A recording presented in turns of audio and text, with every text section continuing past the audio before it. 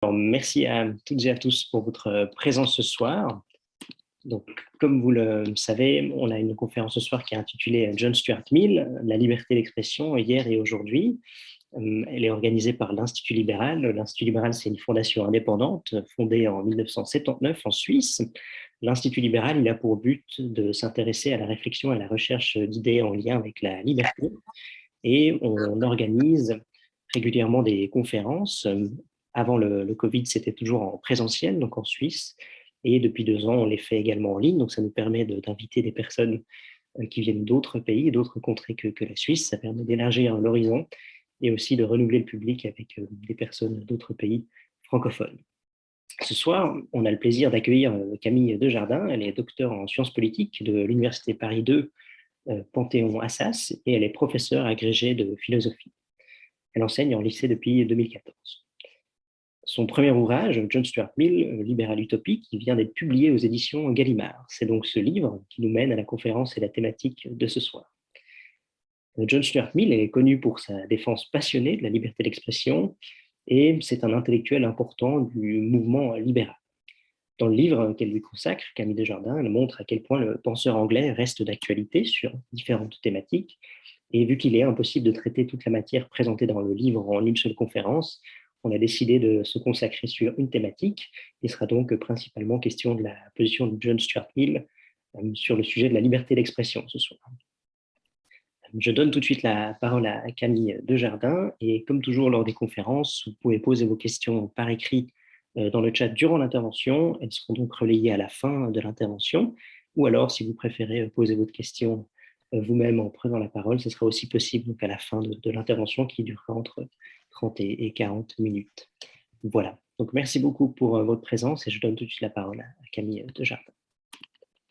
Merci à vous et bonsoir à tous. Merci d'assister nombreux à cette présentation qui traitera donc de la position de John Stuart Mill, économiste, philosophe, logicien et théoricien politique britannique du 19e siècle, qui, comme vous l'avez rappelé, est tenu également pour champion du libéralisme et membre de l'école utilitariste au sujet de la liberté d'expression.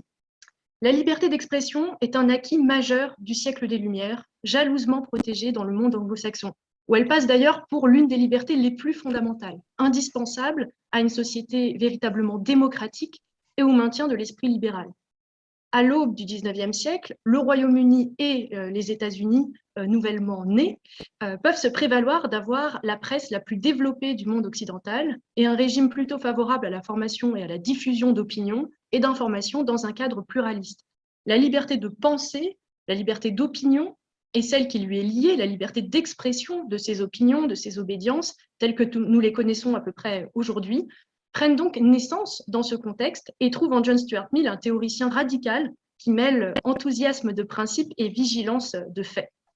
Il est donc intéressant de se pencher sur cette figure du libéralisme du 19e siècle comme sur une sorte de boussole qui nous donne des repères pour la pensée et pour l'action dans le monde actuel.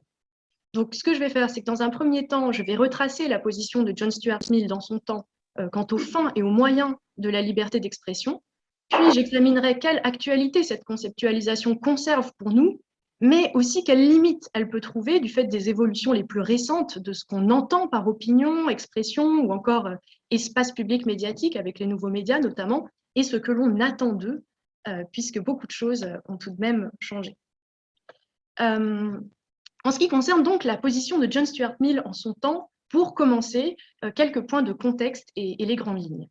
Pour rappel, donc, John Stuart Mill est un penseur extrêmement polyvalent qui voit le jour à Londres en 1806, s'éteindra en 1873 en France, où il repose toujours.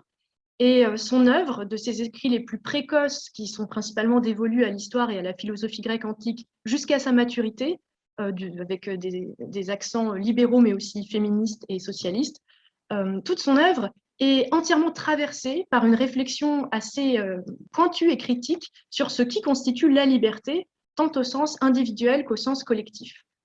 Et la spécificité majeure de sa pensée, à mes yeux, est de ne séparer aucun domaine de l'existence sociale et de toujours aborder la dimension individuelle et la dimension collective ensemble, dans leur articulation dynamique, l'une influençant l'autre et réciproquement. Et c'est ainsi que Mill en vient à entretenir rapidement une correspondance assidue avec son homologue français un peu plus connu, Tocqueville, autour de la théorisation de l'humanité nouvelle qui voit le jour à leur époque et que tous deux considèrent comme l'avènement d'un âge démocratique foncièrement différent des âges aristocratiques que l'Europe a connus avant. Donc, l'ancien régime est révolu, les individus s'émancipent dans un cadre démocratisé où les idées de liberté, d'égalité prévalent sur celles d'ordre ou de grandeur, par exemple, et leur question, c'est donc de savoir quelles conséquences cela a et comment permettre aux démocraties naissantes de devenir ce qu'elles peuvent être de meilleures. Ainsi, la réflexion de Mill sur la liberté d'expression se déploie donc dans ce cadre avec le souci d'une optimisation des libertés individuelles et collectives nouvellement acquises et de leur amélioration, afin que celles-ci servent la liberté tout court. Alors encore une fois, que faut-il entendre par liberté d'expression dans ce contexte et que faut-il en attendre pour qu'elle serve la liberté? C'est tout l'enjeu de la position de John Stuart Mill sur le sujet. Mais encore faut-il se représenter à peu près à quoi ressemble le contexte dans lequel il écrit. Et pour ça, il faut se représenter l'Europe et l'Occident du milieu ou de la deuxième moitié du XIXe siècle. En Angleterre commence la période qu'on va appeler rapidement victorienne, qui se perpétuera jusqu'au début du XXe siècle. C'est une société à la fois industrialisée, dynamique, mais où le christianisme, anglicanisme en Angleterre, catholicisme en France, catholicisme et protestantisme en Suisse, me semble-t-il, où la constitution fédérale est adoptée au nom du Tout-Puissant. La religion, donc, tient toujours une place prépondérante, tant dans les mœurs que dans la législation des États, même si un long mouvement de sécularisation va se faire sentir tout au long du siècle. Dans ce cadre, le médium dominant est la presse, qui connaît un essor spectaculaire, notamment aux États-Unis, avec un rôle important dans la guerre d'indépendance et le fédéralisme, et aux États-Unis, qui va consacrer le dynamisme de Fleet Street, la rue des titres de presse à Londres, comme un organe vraiment très important de la pensée européenne. Et cela se développe malgré différentes contestations liées à la présence de diverses taxes, droits de tirage, qui vont vraiment faire évoluer le monde des médias des médias assez rapidement dans ce siècle, au point que Tocqueville verra dans les journaux le premier outil d'éducation populaire et démocratique, ce qui est une position avec laquelle Mill sera tout à fait d'accord. Donc, il faut vraiment avoir conscience qu'à l'époque, la liberté d'expression est déjà installée dans les idéaux et installée comme l'un des premiers idéaux de la démocratie et d'un nouveau siècle qui se veut démocratique. Elle apparaît nommément d'ailleurs avec la Révolution américaine et elle figure dans le premier amendement de la Constitution des États-Unis. Je cite, « Le Congrès n'adoptera aucune loi relative à l'établissement d'une religion ou à l'interdiction de son libre exercice ou pour limiter la liberté d'expression, de la presse ou le droit des citoyens de se réunir pacifiquement ou d'adresser au gouvernement des pétitions pour obtenir réparation des torts subis. » Ça, c'est le premier amendement de la Constitution des États-Unis d'Amérique. En France, on a une importance similaire de la liberté d'expression, puisqu'elle est proclamée dans la Déclaration des droits de l'homme et du citoyen de 1789, aux articles 10 et 11, déclaration qui fait aujourd'hui partie intégrante de notre bloc constitutionnel, avec un article 10 qui stipule que nul ne doit être inquiété pour ses opinions, même religieuses, pourvu que leurs manifestations ne troublent pas l'ordre public établi par la loi, et un article 11 qui nous dit que la libre communication des pensées et des opinions est un des droits les plus précieux de l'homme. Tout citoyen peut donc parler, écrire, imprimer librement, sauf à répondre de l'abus de cette liberté dans les cas déterminés par la loi. Il me semble que la Constitution fédérale suisse suit les mêmes principes depuis 1848. Dans la version de 1848, alors là, je me fie au site Fedlex, on peut trouver ces mentions dans les articles 44 à 46. Et dans la version actuelle, nous avons l'article 15 qui est dévolu à la liberté de conscience et de croyance, l'article 16 qui est dévolu à la liberté d'opinion et d'information, et l'article 17 sur la liberté des médias. Donc, officiellement, dès, milieu du XIXe siècle, la censure, grand ennemi de la liberté d'expression, n'est plus de mise en Europe. Mais Mill, en tant que libéral, dénoncera toutefois la persistance de certains délits d'opinion, plus ou moins explicites, et l'interdiction, par exemple, d'être témoin dans un procès sans jurer sur la Bible, sans jurer de dire la vérité, rien que la vérité sur la Bible, ce qui exclut notamment les athées ou les religions minoritaires. Il souligne également qu'une forme d'autocensure persiste, ou plutôt une sorte d'autocensure fait une apparition importante, parce que nouvelle dans sa forme, notamment du fait d'une intolérance cléricale qui demeure, mais aussi plus largement d'une intolérance nouvelle qui s'installe, qui n'est plus directement liée à la religion, mais qui peut condamner encore à l'infamie, voire au silence, certaines positions hétérodoxes sur certains points, notamment moraux. Et les passages les plus véhéments et les plus clairs de sa défense de la liberté d'expression figurent dans son essai le plus connu, De la liberté, qui date de 1859 et que je citerai ici dans son édition Folio Gallimard, traduit par Laurence Langlais. Donc voilà, ce sera la pagination que vous trouverez dans les documents joints dans le chat.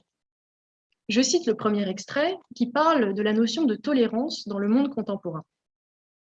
Je cite « Notre intolérance, purement sociale, ne tue personne, n'extirpe aucune opinion, mais elle incite les hommes à déguiser les leurs et à ne rien entreprendre pour les diffuser.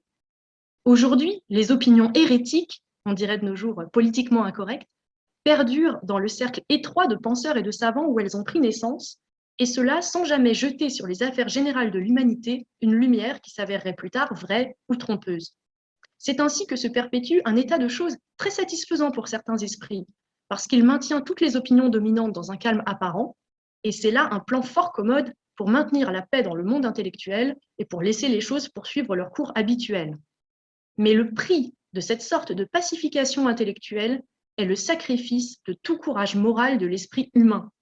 Le genre d'homme qu'engendre un tel système sont soit de purs esclaves du lieu commun, soit des opportunistes de la vérité, dont les arguments sur tous les grands sujets s'adaptent en fonction de leurs auditeurs. » Donc ici, on a déjà une première mise en garde de John Stuart Mill qui consacre d'ailleurs tout le chapitre 2 de son ouvrage De la liberté, c'est-à-dire en fait, on dit chapitre 2, mais c'est le premier chapitre après l'introduction qui compte comme un chapitre à part entière. Donc, c'est vraiment l'entrée en matière de Mill dans sa réflexion sur la liberté que de montrer que la liberté de l'expression doit être le socle d'une expression non seulement permise, tolérée, mais aussi d'une expression audacieuse d'idées novatrices qui contribuent au dynamisme de la société et sans laquelle il n'y a pas de progrès possible dans le domaine des idées, dans le domaine scientifique ou dans le domaine des mœurs.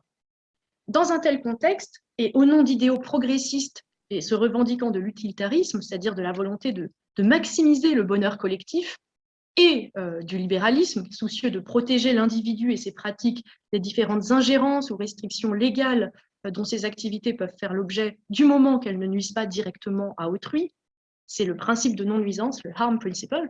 Donc, dans ce contexte, John Stuart Mill va se déclarer partisan d'une liberté d'expression totale de toute idée, qu'elle soit descriptive, parler du monde comme il est, ou prescriptive, parler de la façon dont on devrait se comporter, par exemple.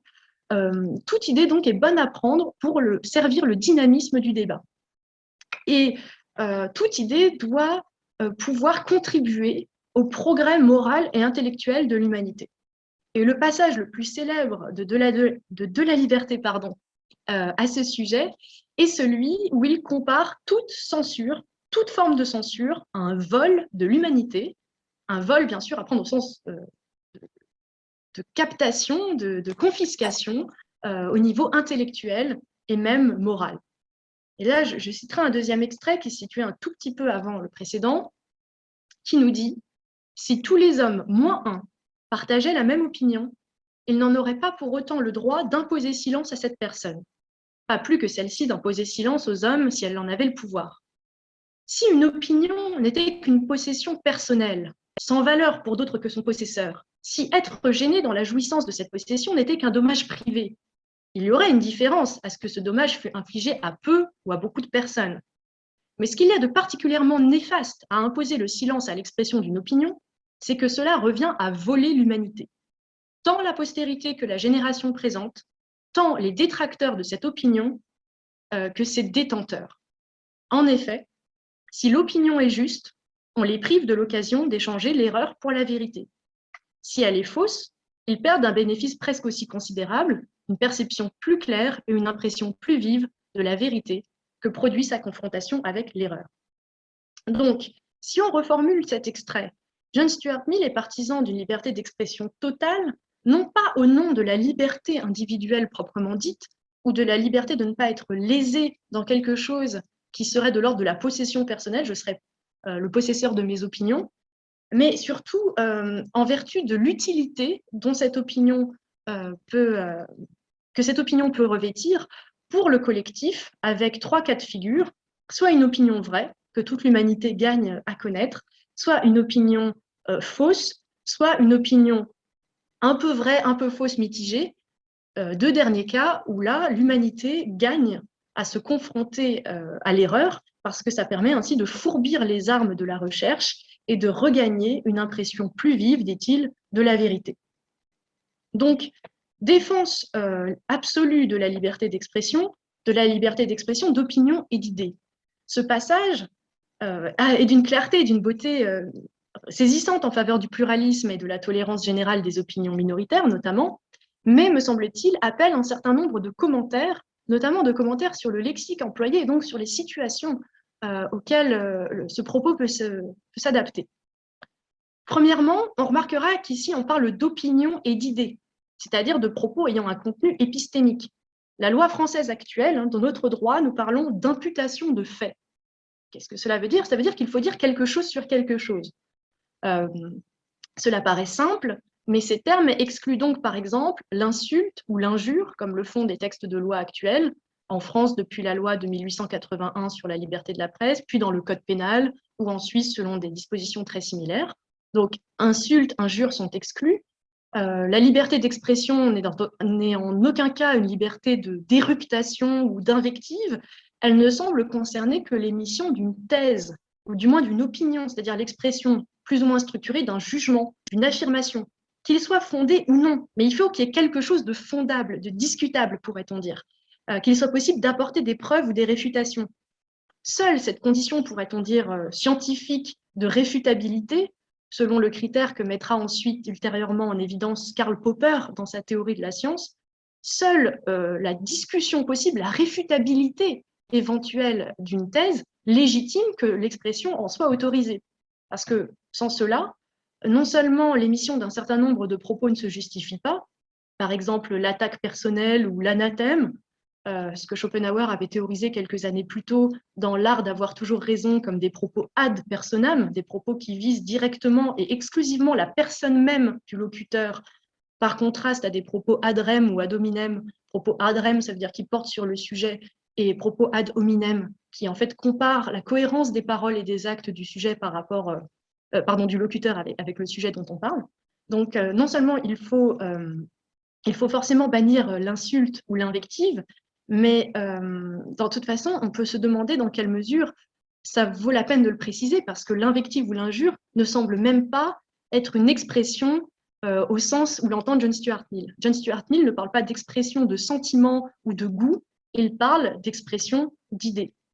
D'ailleurs, il y a un livre récemment paru en France par Anne-Sophie Chazot en 2020, qui s'intitule « Liberté d'inexpression » et qui critique un petit peu les limites de notre situation actuelle.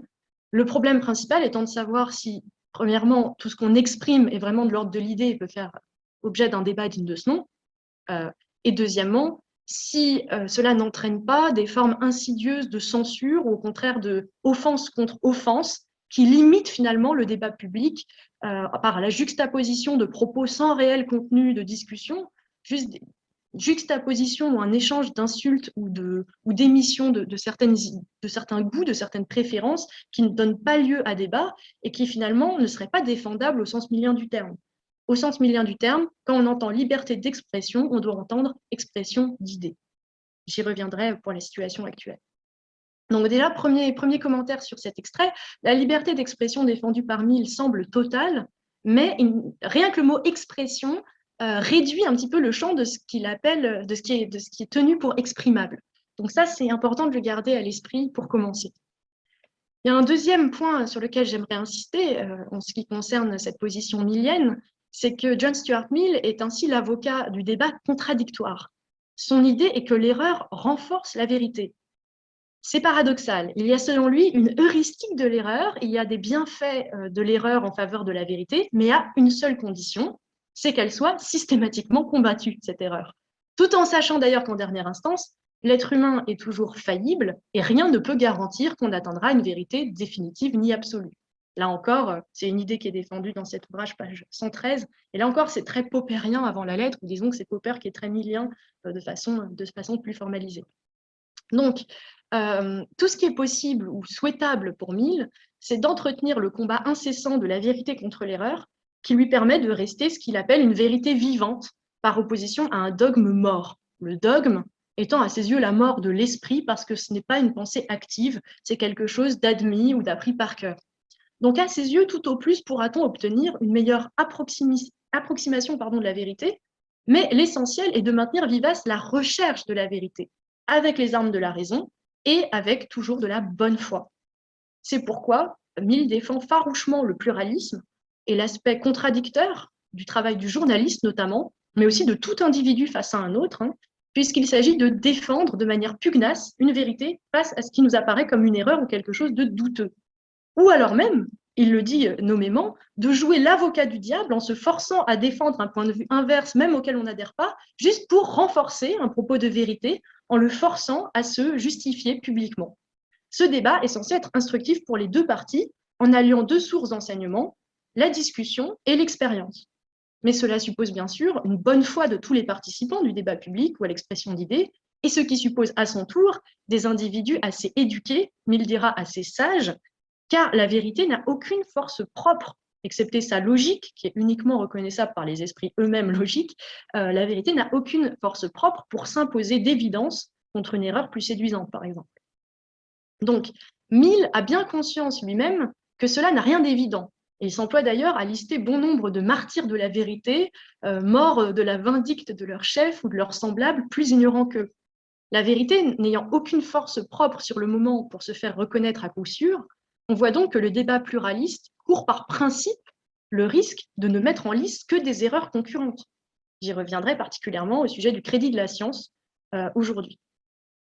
Enfin, troisième remarque sur ce petit extrait, on a donc affaire ici à une idée à la fois radicale et subtile de la liberté d'expression comme une liberté certes maximale, mais qui doit être comprise plutôt de manière négative. C'est l'interdiction de toute censure. Si la publication de toute idée doit en principe être autorisée, c'est en fait, il faut le comprendre négativement, c'est qu'aucune censure ne doit être permise. Mais ce n'est pas vraiment la même chose, car le droit n'est pas un dû. Ainsi, de l'autre côté, tout le monde peut parler, mais personne n'a le devoir ou l'obligation de publier, ni même d'écouter qui que ce soit. Cela semble logique, la liberté de choix des organes de presse ou d'autres moyens de diffusion légaux, par exemple, qui n'ont pas l'obligation d'héberger n'importe qui ou n'importe quoi sur leur plateforme ou dans leur colonne, mais c'est aussi une limite interne au pluralisme attendu de la liberté d'expression, car rien ne garantit, dans les faits, une représentation égale ou proportionnelle des différentes idées et opinions en présence, selon les moyens matériels de publication, d'édition ou de diffusion. Et c'est pourquoi, par exemple, il y a des risques que les grands médias reflètent ainsi des opinions majoritaires par souci d'influence ou d'audience, par exemple, ou des opinions dominantes, au sens d'opinion des dominants, puisque ce sont les personnes riches qui possèdent le médium en question. Et cela pose la question de la représentativité des idées et des opinions représentées. Je parle bien de représentativité des idées représentées dans l'espace public, notamment médiatique. La représentation d'une idée est-elle vraiment proportionnelle à son importance dans la population? Ça, ce serait pour une idée démocratique, par exemple. Autre critère au nom de la vérité, cette fois, la représentation d'une idée est-elle proportionnelle à son exactitude, scientifique ou historique? Deux problèmes déjà. Autre problème, ne risque-t-on pas de créer artificiellement des sujets de préoccupation ou des courants de pensée par l'entremise du contrôle privé des médias, qui est pourtant rendu nécessaire par les lois de l'économie, tout simplement? Donc, toute personne ayant droit à la parole, théoriquement, arrivera-t-elle réellement à se faire entendre et à lui donner une quelconque portée? On va voir que ces problèmes sont structurels et sont loin d'avoir été révolus. Et enfin, quatrième petite remarque qui sera plus courte sur cet extrait, c'est que John Stuart Mill semble prévoir finalement implicitement dans ses textes une sorte de droit d'expression, mais qui s'accompagnerait d'une sorte de devoir de réponse, un devoir implicite moral, mais un devoir de débat. Devoir particulièrement prégnant, me semble-t-il, pour ceux qui font la vie des idées, comme on dit, les journalistes, essayistes ou le personnel politique. Ne pas laisser une idée sans contradicteur sans justification ou sans tentative de réfutation, et sélectionner des sources fiables, et des intervenants fiables, ou alors les mettre face aux limites de leur théorie, telle est la tâche que Mill semble assigner à n'importe qui dans un débat, dans une position dialectique de discussion ou d'exposé. Donc, en quelque sorte, il s'agit pour lui d'appliquer une éthique scientifique popérienne avant la lettre dans le domaine des idées et des opinions en général, et de fixer une ligne exigeante à la déontologie journalistique en particulier, puisque la presse est, comme je le disais, le principal, voire le seul médium de son temps. Mais avec quelle garantie, quelle effectivité, quelle ligne, quel garde-fou, c'est une question qui reste bien sûr à adapter au cas par cas. C'est une casuistique qui est loin d'être tranchée. Donc, pour résumer jusqu'ici, la liberté, selon John Stuart Mill, la liberté d'expression doit idéalement être sans autre limite que celle de la correction et de la substantialité d'une opinion ou d'une expression digne de ce nom, c'est-à-dire une expression de contenu. Néanmoins, sa mise en pratique semble supposer une société où triomphe déjà une certaine éthique de la discussion, pluraliste, et une certaine éthique de la recherche de la vérité dans la bonne foi. C'est une éthique dont Mill ne cesse d'essayer d'envisager et de promouvoir les conditions d'avènement, c'est notamment tout l'enjeu de sa théorie de l'éducation, mais on peut douter qu'elle ait vraiment vu le jour.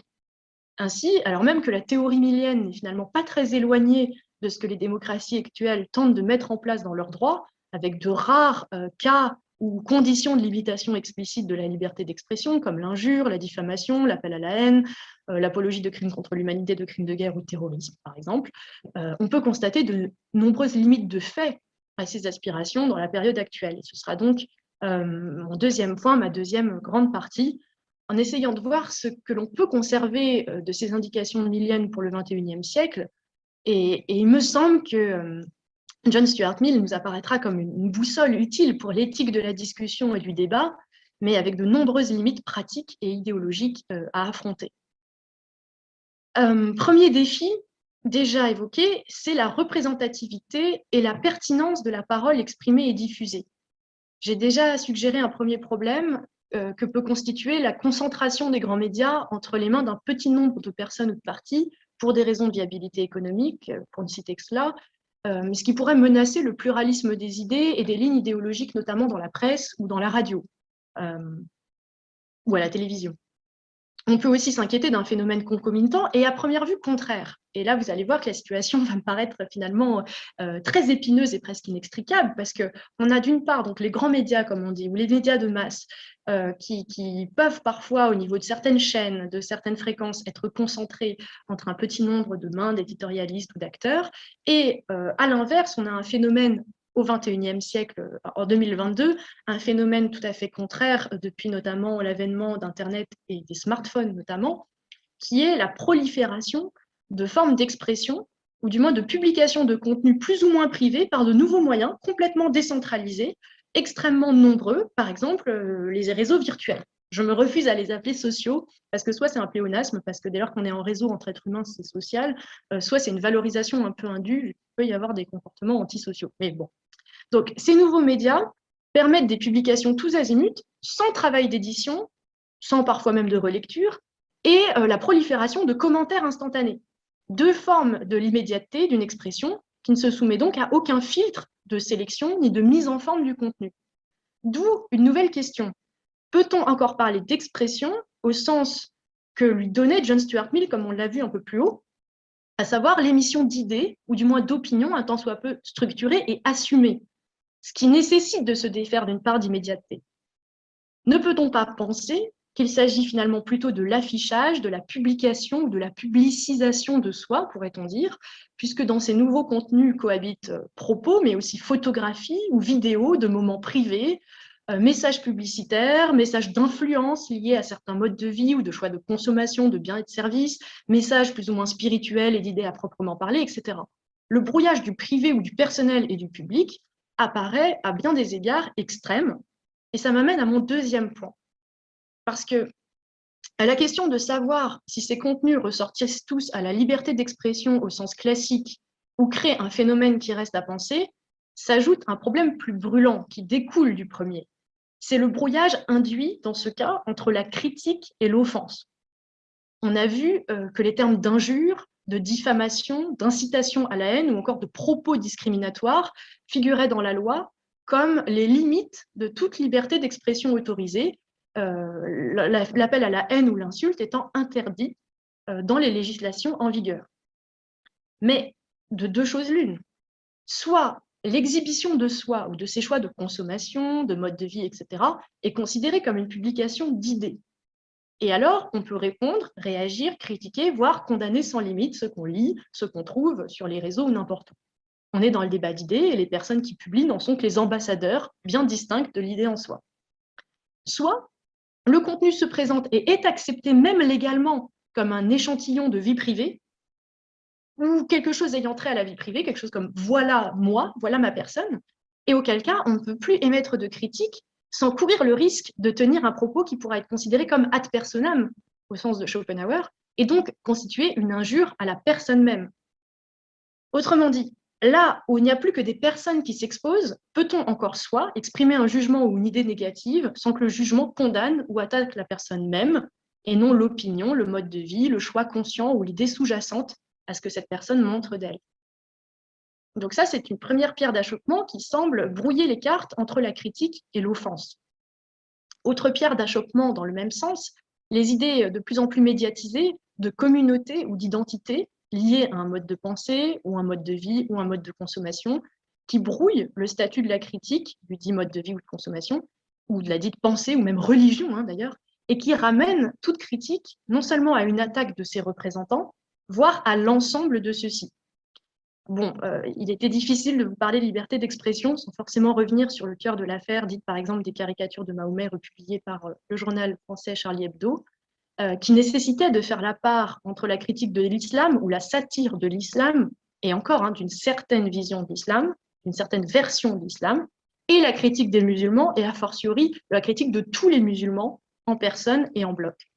La loi officiellement fait cette distinction, et il me semble que le journal satirique Charlie Hebdo a toujours été acquitté de tout procès en diffamation ou en discrimination ou en appel à la haine. Mais à ce sujet, l'opinion est fracturée, et les acteurs, notamment du monde de l'humour ou des dessins de presse, ne sont pas toujours protégés, y compris par leurs propres employeurs ou les plateformes d'hébergement. D'où deux questions nouvelles que Mill ne pouvait pas anticiper, car il ne pouvait notamment pas anticiper Internet ou les réseaux virtuels. Du côté de l'émission des contenus, du côté de ceux qui postent, doit-on permettre une liberté totale d'exposition de ce qui traditionnellement restait dans l'ordre du privé, au-delà des quelques censures réservées aux contenus sexuels ou abusifs déterminés par la loi? Et du côté des réactions, est-il légitime d'interdire quelque réaction que ce soit au titre de la haine ou de l'insulte, étant donné que la personne qui publie sur soi devient de fait le porte-étendard d'une certaine idée qu'elle soumet à la vie publique, et qui donc, dans un esprit millien, devrait pouvoir dès lors être librement critiquée ou tournée en ridicule. Il me semble que dans une vision millienne, évidemment on fait parler Mill au XXIe siècle, peut-être se serait-il récrié, mais il me semble que si on prolonge la vision millienne, il y aurait probablement liberté totale de part et d'autre, dès lors que le contenu est publié, médiatisé, extériorisé, et il y aurait donc une sorte de liberté d'offense qui serait en même temps à défendre que la liberté d'expression, sachant que je la mettrais bien entre guillemets, parce que l'offense elle-même n'existe que dans la sensibilité de certains acteurs et non objectivement.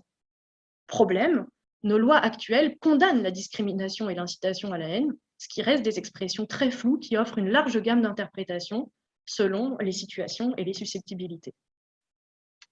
Enfin, dernière limite à l'usage exclusif de la boussole millienne en matière de liberté d'expression aujourd'hui, me semble-t-il, c'est le problème des fausses nouvelles. De fait, toutes les propagandes de quelque bord que ce soit y ont déjà eu recours dans l'histoire. Et le canular n'est pas une pratique nouvelle, non plus que l'intoxication ou la désinformation, d'où d'ailleurs une mention du critère de bonne foi dans les affaires de diffamation dès le Libel Act britannique de 1843, et d'ailleurs un amendement très notable sur les fausses nouvelles dans l'article 27 de la loi française du 29 juillet 1881 sur la presse. Néanmoins, force est de constater que le problème des fake news semble avoir atteint un seuil inédit au point que certains commentateurs ou essayistes parlent d'ère de la post-vérité ou de la post-information pour décrire notre rapport actuel aux médias et à l'information. La question philosophique sous-jacente est la suivante. Si on devait reprendre les idées milliennes, la vérité est-elle toujours assez forte pour l'emporter sur l'erreur lorsque celle-ci est savamment construite et présentée pour non seulement semer le doute, mais pour instiller une certitude contraire à la vérité, en mêlant divers contenus épistémiques tronqués, voire falsifiés, et le tout avec une composante fortement émotionnelle que l'on pourrait qualifier d'idéologie au sens péjoratif du terme, ou d'illusion au sens freudien du mot, à savoir idée qui vise à satisfaire inconsciemment un désir profond. L'éthique scientifique et les principes mêmes de la science se portent bien dans la communauté scientifique. Impartialité du chercheur, réfutabilité des énoncés, reproductibilité et publication des protocoles expérimentaux et leurs résultats, tout cela est respecté dans la communauté scientifique. Mais il en va tout autrement de la façon dont la science est diffusée dans le reste de la société ou perçue de l'extérieur.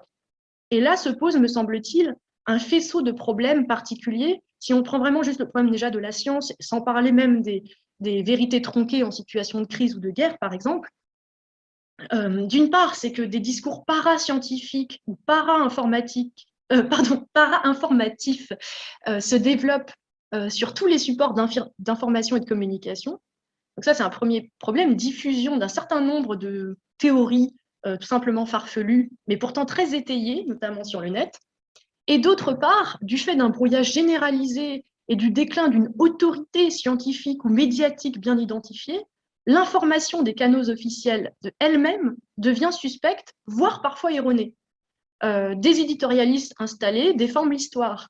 Des journalistes ne comprennent pas les données qu'ils relayent et se trompent de bonne foi dans les liens causaux ou les ordres de grandeur ou les unités de mesure.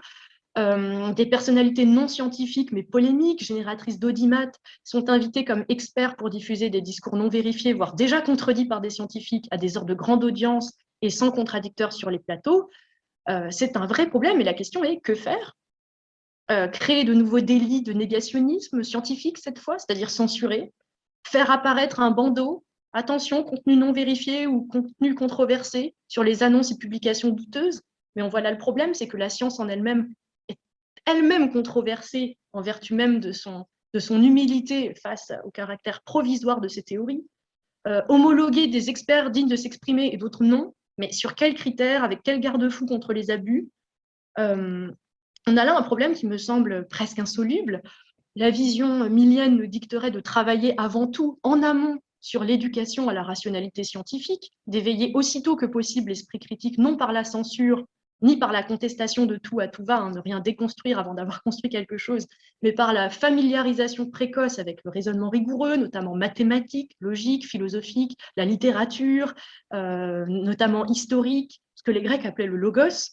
Et cela suppose bien évidemment, encore en amont, une politique éducative ambitieuse et intransigeante avec la maîtrise de la langue maternelle et des bases des mathématiques, de la logique ou des repères spatio-temporels et scientifiques. Ce n'est déjà pas rien.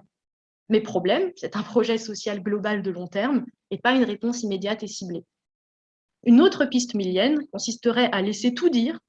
Encore une fois, telle serait la conséquence de sa théorisation d'une liberté d'expression totale, mais à condition de répondre méthodiquement et scientifiquement à chaque énoncé erroné.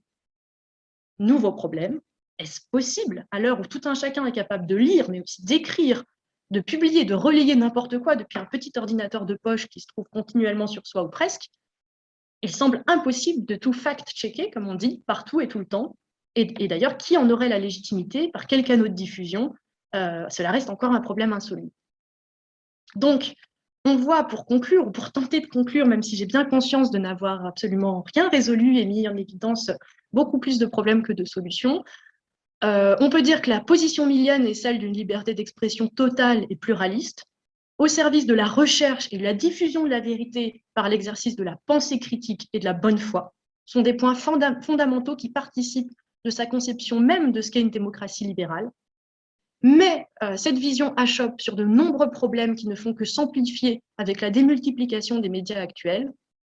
Premièrement, sur les termes eux-mêmes, la liberté d'expression suppose que l'on exprime quelque chose d'autre qu'une exhibition de soi, ou alors qu'on considère que ce qui émane de soi est une thèse et une position distincte de sa personne, et alors aucune critique ne saurait être vraiment une insulte dès lors qu'elles critiquent le fond.